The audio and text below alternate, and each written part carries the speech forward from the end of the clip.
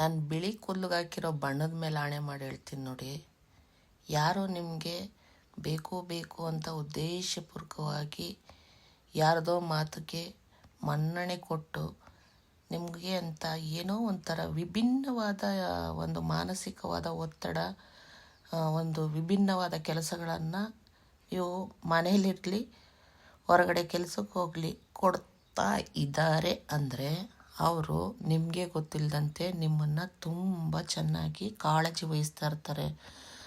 ಅವ್ರಿಗೆ ನಿಮ್ಮನ್ನು ಯಾವ ರೀತಿ ಹಿಂಸೆ ಕೊಡಬೇಕು ಅನ್ನೋ ಉದ್ದೇಶದಲ್ಲೇ ಅವ್ರು ಇಡೀ ಸಮಯವನ್ನು ಕಳೀತಿರ್ತಾರೆ, ತಲೆಯಲ್ಲಿ ಬುದ್ಧಿನ ಓಡಿಸ್ತಿರ್ತಾರೆ.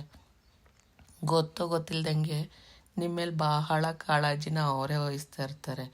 ನೀವೆಲ್ಲೂ ಎಡೋದಂಗೆ ಎಲ್ಲೂ ತಪ್ಪುಗಳನ್ನು ಮಾಡದ ಹಾಗೆ ಅವರು ತುಂಬ ನಿಮಗೆ ಗುರುಗಳಾಗಿ ಹಿಂದೆ ನಿಲ್ತಾರೆ. ಈ ಗುರುವಾರ ನಿಜವಾಗ್ಲೂ ಹೇಳ್ತಿದ್ದೀನಿ, ಅವ್ರಿಗೆ ನೀವು ತುಂಬ ಕೃತಜ್ಞತೆನೇ ಹೇಳಬೇಕು.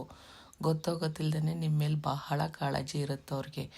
ನಿಮ್ಮನ್ನ ಸರಿ ದಾರಿನಲ್ಲಿ ತೊಗೊಂಡೋಗೋಕ್ಕೆ ಅವರೇ ಒಳ್ಳೆ ಗುರುಗಳು ಅಂತ ನೀವು ಯಾಕೆ ಅನ್ಕೋಬಾರ್ದು? ತಪ್ಪಾಗಿ ಯಾಕೆ ಅವ್ರನ್ನ ಅರ್ಥೈಸ್ಕೋಬೇಕು? ಯಾರ್ದನ್ನೋ ಮಾತುಗಳನ್ನ ಕೇಳಿಕೊಂಡು, ಯಾರ್ದೋ ಒಂದು ಚಾಡಿಗಳನ್ನ ಕೇಳಿಕೊಂಡು ನಿಮಗೆ ಹಿಂಸೆ ಕೊಡ್ತಾವ್ರೆ ಅಂತ ನೀವು ಯಾಕೆ ಮಾನಸಿಕವಾಗಿ ನೋವು ಮಾಡ್ಕೋಬೇಕು? ಅವ್ರು ನಿಮ್ಮನ್ನು ಗುರುಗಳಾಗಿ ತಿತ್ತಾ ಇದ್ದಾರೆ ಅಂತ ಖುಷಿ ಪಡಿ. ಆ ಖುಷಿಯಲ್ಲೇ ಒಂದು ಆನಂದ ಇರ್ತಾರೆ. ಅವರು ಕೊಡುವಂಥ ಕೆಲಸ, ಮಾನಸಿಕ ಒತ್ತಡ ನಮ್ಮನ್ನು ಎಲ್ಲೋ ಒಂದು ಕಡೆ ಕುಗ್ದಂಗೆ ಛಲವಾಗಿ ಮುಂದೆ ನುಗ್ಗೋದಕ್ಕೆ ಸ್ಥೈರ್ಯ ತುಂಬ್ತಾ ಇದೆ. ನನಗೆ ಅವರೇ ಗುರುಗಳು, ಅವರೇ ನಮಗೆ ಹಿತೈಷಿಗಳು ಅಂತ ಅದನ್ನು ನಾವು ಅದ್ಭುತವಾದ ನಕಾರಾತ್ಮಕವಲ್ಲದೇ ಸಕಾರಾತ್ಮಕವಾಗಿ ಯೋಚನೆ ಮಾಡ್ತಾ ಹೋದರೆ ಯಾರು ನಮಗೆ ಇಲ್ಲಿ ಶತ್ರುನೇ ಅಲ್ಲ. ಯಾರ್ದೋ ಮಾತು ಕಟ್ಕೊಂಡು ನಮಗೆ ಅವರು ಹಿಂಸೆ ಕೊಡೋ ಉದ್ದೇಶದಲ್ಲಿ ತಮಗೆ ತಾವೇ ಶಿಕ್ಷೆ ಕೊಟ್ಕೊಳ್ತಾ ಇರ್ತಾರೆ. ತಮಗೆ ತಾವೇ ಕೆಳಮುಖವಾಗಿ ಹೋಗ್ತಿರ್ತಾರೆ. ನಾವು ಯಾವಾಗಲೂ ಅಲ್ಲೇ ಇರ್ತೀವಿ. ನಮ್ಮನ್ನು ಅವರ ಹಂತಕ್ಕೆ ಬಗ್ಗಿಸೋಕ್ಕೋಸ್ಕರ ಅವರೇ ಬಗ್ಬಿಟ್ಟಿರ್ತಾರೆ. ಇಂಥದ್ರಲ್ಲಿ ಅವರೇ ನಮಗೆ ಗುರುಗಳು ತಾನೆ, ಹಿತೈಷಿಗಳು ತಾನೆ. ಅವ್ರಿಗೆ ಯಾವಾಗಲೂ ನಾವು ಕೃತಜ್ಞತೆ ಹೇಳ್ಕೋಬೇಕು. ನೋಡಿ, ನೀವು ಬೇಕಾದ್ರೆ ಅವರು ಯಪ್ಪ ಈ ವಾರ ಅವ್ರು ಇರ್ತಾರೆ, ಅಪ್ಪ ಇವಾಗ ಅವ್ರು ಬಂದಿರ್ತಾರೆ, ಇವಾಗ ಅವ್ರದ್ದು ಶಿಫ್ಟು, ಇಲ್ಲಾಂದರೆ ಇವ್ರದ್ದು ಶಿಫ್ಟು. ನೈಜತೆ ಇದು, ನೈಜ ವಿಚಾರವನ್ನೇ ನಿಮ್ಮಲ್ಲಿ ಹೇಳ್ತಾ ಇದ್ದೀನಿ ನಾನು. ಆ ವಿಚಾರದಲ್ಲಾದ್ರೂ ಪಟ ಪಟ ಪಟ ಅಂತ ಎಲ್ಲ ಕೆಲಸಗಳಾಗೋಗ್ಬಿಟ್ಟಿರ್ತವೆ. ಪಟ ಪಟ ಪಟ ಅಂತ ಎಲ್ಲವನ್ನೂ ಮಾಡಿಟ್ಟಿರ್ತೀರ. ಬೇರೆ ಯಾರೋ ಒಂದು ಒಳ್ಳೆಯ ವ್ಯಕ್ತಿಗಳಿರ್ತಾರೆ ಅಂತಂದರೆ ಬಿಡು ಸ್ವಲ್ಪ ಲೇಟಾಗಿ ಹೋದ್ರೂ ನಡೀತದೆ ಅಂತ ಅಂದ್ಕೊಂಡಿರ್ತೀವಿ. ಆವಾಗ ಎಷ್ಟೋ ಕೆಲಸಗಳು ಮಾಡಿರಲ್ಲ. ಇವರಿರೋವಾಗ ಎಷ್ಟೋ ಕೆಲಸಗಳು ಪಟ ಪಟ ಪಟ ಪಟ ಅಂತ ಮುಗ್ದೋಗಿರ್ತದೆ. ಹಂಗಂದಾಗ ಅದು ಒಳ್ಳೆಯದೇ ಅಲ್ವಾ? ಅವ್ರು ಏನೇ ಮಾಡಿದ್ರು ಅದು ಒಳ್ಳೆಯದಕ್ಕೆ ಅಂತಲೇ ನಾವು ಅಂದ್ಕೊಳ್ತಾ ಹೋದಾಗ ಅವರು ಕೆಳಗಿಳಿತಾ ಹೋಗ್ತಿರ್ತಾರೆ.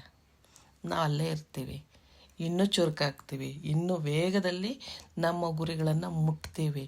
ನಮ್ಮಲ್ಲಿ ಎಲ್ಲೋ ಸಣ್ಣ ಪುಟ್ಟ ತಪ್ಪುಗಳಾಗ್ತಿದ್ರೆ ಅವರು ಪ್ರತಿಯೊಂದು ಒಂದು ಶಿಕ್ಷಕರಾಗಿ ನಮ್ಮನ್ನು ತಿದ್ದುತ್ತಾ ಹೋಗ್ತಾ ಇದ್ದಾರೆ ಅಂತ ನಾವು ಆಲೋಚನೆ ಮಾಡ್ಕೊಳ್ತಾ ನಗ್ತಾ ಒಂದು ನಗುವಲ್ಲಿ ಮುಂದೆ ಸಾಗ್ತಾ ಹೋಗ್ಬಿಟ್ರೆ ಶತ್ರು ಸಮೇತ ನಮಗೆ ಮಿತ್ರರಾಗಿ ಬದಲಾಗ್ತಾ ಹೋಗ್ತಾ ಇರ್ತಾರೆ. ಅವರಿಗೆ ಒಂದಲ್ಲ ಇಂಥ ವ್ಯಕ್ತಿಗಳಿಗೆ ನಾವು ಯಾರ್ದೋ ಮಾತು ಕೇಳಿಕೊಂಡು ಹಿಂಸೆ ಕೊಟ್ಟುವಂಥ ಒಂದಲ್ಲ ಒಂದು ಸಮಯಕ್ಕೆ ಖಂಡಿತ ಅವ್ರಿಗೆ ಗೊತ್ತಾಗುತ್ತೆ. ಶತ್ರುವನ್ನು ಸಹ ಮಿತ್ರರಾಗಿ ಅವರು ಕೊಡ್ತಾ ಇರುವಂಥದ್ದು ನಮಗೆ ಒಂದು ಪರೀಕ್ಷೆ ಅಂತ ಒಂದು ಸಕಾರಾತ್ಮಕವಾಗಿ ಯೋಚನೆ ಮಾಡ್ತಾ ಹೋದರೆ ಜೀವನ ತುಂಬ ಚೆನ್ನಾಗಿ ಸುಂದರವಾಗಿ ಹೋಗ್ತಾ ಇರುತ್ತೆ. ಆದರೆ ನಾವು ಆ ಸಮಯಕ್ಕೆ ಆ ಗಳಿಗೆಗೆ ಏನೋ ಮಾನಸಿಕವಾದ ಒಂದು ಒತ್ತಡದಲ್ಲಿರ್ತೀವಿ. ಆ ಸಮಯದಲ್ಲಿ ಅವರು ನಮಗೆ ಅದೇ ಒತ್ತಡಗಳನ್ನು ಮನೆಯಲ್ಲಿದ್ದಾಗ, ಹೊರಗಡೆ ಇದ್ದಾಗ, ಬೇರೆ ವೈಯಕ್ತಿಕ ವಿಚಾರಗಳಲ್ಲೂ ಸಮಸ್ಯೆ ಇದ್ದಾಗ, ನಾವು ದುಡಿಯೋ ಸಮಯದಲ್ಲೂ ಅದೇ ಥರ ಸಮಸ್ಯೆ ಬಂದ್ಬಿಟ್ರೆ ತುಂಬ ಸನ್ನಿಗ್ಧ ಸ್ಥಿತಿಗೆ ಹೊಟ್ಟೋಗ್ತೀವಿ. ಆಗ ಬೇಸರ ಆಗ್ಬೋದು. ಆ ಬೇಸರವನ್ನೆಲ್ಲ ಈಗ ನಾನು ಮುಂಚೆ ಹೇಳಿದ್ನಲ್ಲ, ಅದನ್ನೆಲ್ಲ ಕೂತು ಆಲೋಚನೆ ಮಾಡಿ ನಿಜವಾಗ್ಲೂ ಅದು ಒಳ್ಳೆಯ ರೀತಿಯ ಒಂದು ಬೆಳವಣಿಗೆನೇ ಆಗಿರುತ್ತೆ.